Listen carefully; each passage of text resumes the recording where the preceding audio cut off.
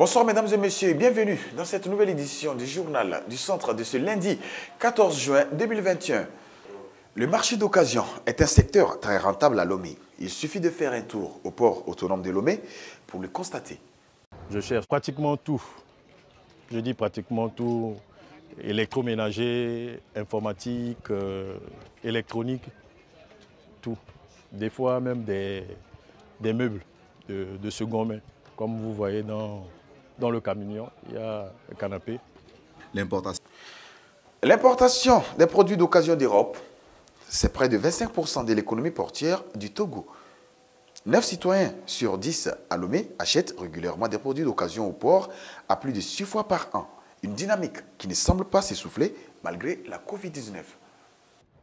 Le PVO, c'est vraiment un lieu d'affaires très grand. Et par jour, ceux qui rentrent au PVO ici, on peut estimer le nombre à plus de 3 000 à 5 000 même, quelquefois.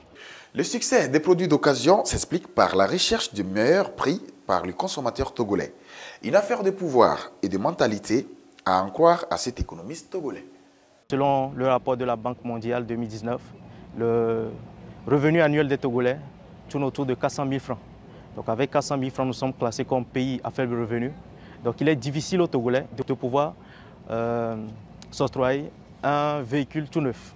L'un des derniers facteurs très importants qui amène les Togolais à préférer les voitures d'occasion, c'est le coût prohibitif du crédit automobile. Le coût de ces crédits est élevé et souvent tourne autour de 10 à 15%. Au Togo, là où le neuf souffre, le marché d'occasion garde la forme. Alors qu'il est attendu en Côte d'Ivoire jeudi prochain, à Mama, village natal de Laurent Gbagbo, les habitants préparent déjà le retour au bercail de l'ex-président après 10 ans d'absence.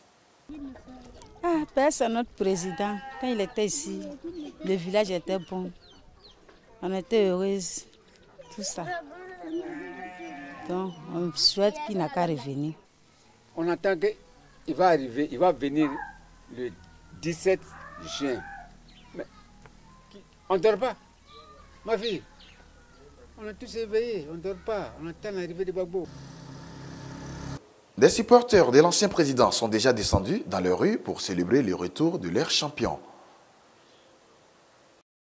Un retour confirmé par le secrétaire général de son parti. C'est donc tout un village qui est sur le qui-vive. Laurent y est attendu après son arrivée à Abidjan, selon les notables de la localité.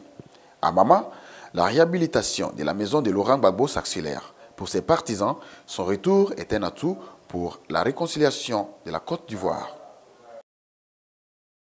Je suis Gbagbo ou rien. Sans Gbagbo, pas de réconciliation. On a prié pour que Laurent Gbagbo nous revienne.